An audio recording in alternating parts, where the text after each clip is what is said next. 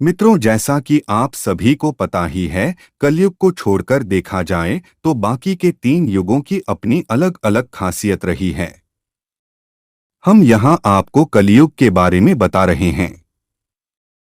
कलयुग को मानव जाति के लिए एक श्राप की तरह ही माना गया है, क्योंकि इसमें सारे बुरे से बुरे कर्म होते हैं।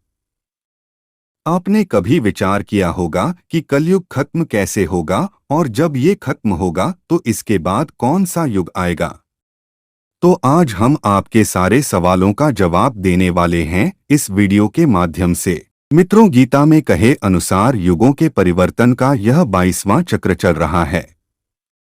और जिस प्रकार एक आत्मा का शरीर को त्याग कर दूसरा शरीर धारण करना, दिन के बाद रात का होना, समय के साथ ऋतु का परिवर्तित होना तय है, ठीक उसी प्रकार एक निर्धारित कालखंड के बाद इस सृष्टि में युग का परिवर्तन होना भी एक अटल सत्य है। माना जाता है कि युगों के इस परिवर्तन की क्रिया में अब कलयुग के समाप्त होने और सतयुग के आरंभ होने का समय आ गया है। किंतु इस नए युग के आरंभ और स्वरूप के बारे में बताने से पहले आपका ये जानना बहुत आवश्यक है कि हिंदू धर्म ग्रंथों के अनुसार कलयुग का काल 4,32,000 साल लंबा है। और कलयुग का अभी प्रथम चरण ही चल रहा, क्योंकि पुराणों में स्पष्ट रूप से वर्णित है कि कलयुग का प्रारंभ 3102 ईसा पूर्व ही हो गया था, जिसका अर्थ यह हुआ कि अभी कलयुग के 5123 वर्ष ही बीते हैं और अभी भी 4,26,878 वर्ष बाकी है। तो मित्रों, इससे आपको भी ये स्पष्ट हो गया होगा कि कलयुग अपने चरम पर नहीं पहुंचा, बल्कि आरंभ की ओर बढ़ा है। किंतु यदि आप ये जानने के इच्छुक हैं कि कलयुग का अंत कैसा होगा, तो आपको इसका उत्तर सनातन धर्म के कई ग्रंथों में मिल जाएगा, जिनमें से एक ब्रह्म पुराण के अनुसार कलयुग के अंत में मनुष्य की आयु महज 12 वर्ष रह जाएगी और इस दौरान लोगों में द्वेष और दुर्भावना बढ़ेगी और कलयुग की उम्र जैसे जैसे बढ़ती जाएगी वैसे वैसे नदियां सूखती जाएगी। बेईमानी और अन्याय से धन कमाने वाले लोगों में बढ़ोतरी होने लगेगी। इतना ही नहीं, धन के लोभ में मनुष्य किसी की हत्या करने में भी संकोच नहीं करेगा। मनुष्य पूजा पाठ, व्रत, उपवास और सभी धार्मिक काम करना बंद कर देगा। गाय दूध देना बंद कर देगी। मानवता नष्ट हो जाएगी। लड़कियां बिल्कुल भी सुरक्षित महसूस नहीं करेंगी, यहाँ तक कि उनका अपने ही घर में शोषण होगा। उनके अपने ही उनके साथ व्यभिचार करेंगे। बाप बेटी, भाई बहन, सभी रिश्ते अपनी मर्यादा को पीछे छोड़ देंगे। एक भाई दूसरे भाई का ही शत्रु बन जाएगा। शादी जैसा पवित्र रिश्ता एकमात्र व्यापार बनकर रह जाएगा। सभी की शादीशुदा जिंदगी में कोई न कोई बाधा जरूर आएगी। पति पत्नी एक दूसरे को धोखा देना आरंभ कर देंगे। यही नहीं, कलयुग में समाज हिंसक हो जाएगा। जो लोग बलवान होंगे, चारों तरफ सिर्फ उनका ही बोलबाला होगा, और जब प्रकोप अपनी चरम सीमा पर होगा, तब भगवान विष्णु कल की अवतार लेंगे और पृथ्वी से समस्त अधर्मियों का नाश करेंगे। कल की अवतार से जुड़ा एक संदर्भ महाभारत के एक अध्याय में भी मिलता है, जिसमें भगवान श्री कृष्ण ने कलयुग के अंत और अपने कल की अवतार के बारे में बताया है, जिसमें श्री कृष्ण कहते हैं, कलयुग के अंत के समय बड़े बड़े भयंकर युद्ध होंगे। भारी वर्षा, प्रचंड आंधी और जोरों की गर्मी पड़ेगी। लोग खेती काट लेंगे, कपड़े चुरा लेंगे, पानी पीने का सामान और पेटियां भी चुरा ले जाएंगे। चोर अपने ही जैसे चोरों की संपत्ति चुराने लगेंगे। हत्यारों की भी हत्या होने लगेगी। चोरों से चोरों का नाश हो जाने के कारण जनता का कल्याण होगा। युगांत काल में मनुष्यों की आयु अधिक से अधिक 12 वर्ष की होगी। लोग दुर्बल, क्रोध, लोभ तथा बुढ़ापे और शोक से ग्रस्त होंगे। उस समय रोगों के कारण इंद्रियां क्षीण हो जाएंगी। और जब कलयुग में पाप अपने चरम पर पहुंच जाएगा और पृथ्वी लोक से धर्म पूरी तरह से समाप्त होने लगेगा, तब मैं कल की रूप में अवतरित होकर इस धरा को पापों से मुक्त करूंगा, और उसके बाद जो नया युग आएगा वह सतयुग कहलाएगा।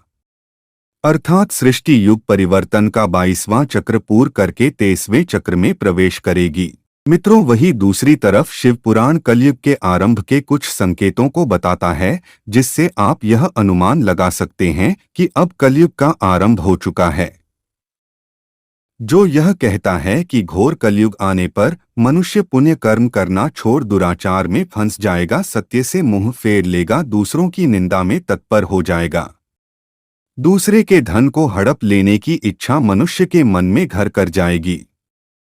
न सिर्फ पराई स्त्रियों पर मनुष्यों का मन आसक्त होने लगेगा, बल्कि वो दूसरे प्राणियों की हिंसा में लग जाएगा और सभी अपने शरीर को ही आत्मा समझने लगेंगे और उसकी रक्षा के लिए अलग अलग तरकीबें अपनाएंगे।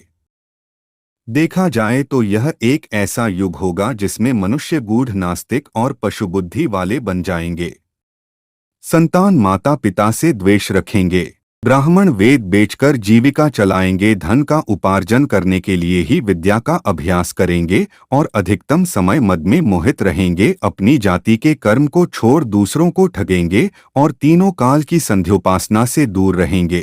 क्षत्रिय के संदर्भ में तो यह तक कहा गया है कि वह स्वधर्म का त्याग कर देंगे और उनमें शौर्य का अभाव होने लगेगा। वे कुत्सित चोरी चकारी कर अपना पालन पोषण आरंभ कर देंगे। वो अपना कर्म धर्म छोड़कर उज्ज्वल वेशभूषा से विभूषित होकर व्यर्थ ही घूमेंगे और स्वयं को कुलीन उच्च जाति का जानकर चारों वर्गों ब्राह्मण वैश्य शूद्र दलित के साथ वैवाहिक संबंध स्थापित कर सभी वर्गों को अपने संपर्क से भ्रष्ट करेंगे। इतना ही नहीं, कलयुग की स्त्रियां प्राय सदाचार से भ्रष्ट और पति का अपमान करने वाली होगी। वह सास-ससुर से घृणा करेगी, किसी का भी भय नहीं करेंगी, मलिन भोजन करेगी और अपनी पति की सेवा से सदा ही विमुख रहेंगी। मित्रों, ध्यान दें तो शिव पुराण में वर्णित ये सारी बातें आज की स्थिति को देखकर सच लगती है, जबकि कलयुग ने तो अभी मात्र 5000 साल ही पूरे किए हैं और इसे समाप्त होने में अभी भी लाखों वर्ष बाकी है। तो जरा सोचिए, कलयुग जब अपने चरम पर होगा तो उस समय क्या होगा, कैसा होगा सतयुग। मित्रों, अब आते हैं आज की वीडियो के मुख्य विषय अर्थात सतयुग के वास्तविक स्वरूप की। तो मित्रों, आपको बता दें, पुराणों में वर्णित है कि सतयुग की अवधि 17,28,000 वर्ष होगी और इस युग में मनुष्यों की आयु 4,000 से 10,000 वर्ष हो जाएगी। पृथ्वीलोक पर एक बार फिर धर्म का बोलबाला होगा। मनुष्य भौतिक सुख की जगह मानसिक सुखों पर बल देगा। मनुष्यों में एक दूसरे के लिए नफरत की कोई जगह नहीं होगी, चारों ओर प्यार ही प्यार होगा। मानवता की पुनः स्थापना होगी। मनुष्यों को परम ज्ञान की प्राप्ति होगी। लोग पूजन कर्मकांड में विश्वास करेंगे। लेकिन मित्रों, सतयुग आने में अभी काफी लंबा समय है, किंतु हम अपने कर्मों से कलयुग के स्वरूप को भी सतयुग बना सकते हैं, क्योंकि धर्म ग्रंथों भी कहते हैं कि कलयुग में भी जो लोग धर्म और कर्म पर विश्वास करेंगे उन्हें सतयुग की तरह ही सुख की प्राप्ति होगी। तो मित्रों, आज का हमारा वीडियो कैसा लगा कमेंट करके जरूर बताएं।